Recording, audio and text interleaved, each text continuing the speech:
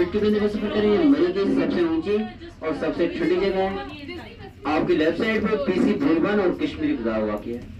अगर मौसम क्लियर होगा तो यहाँ से आपको कश्मीर और ग्लेशियर का व्यू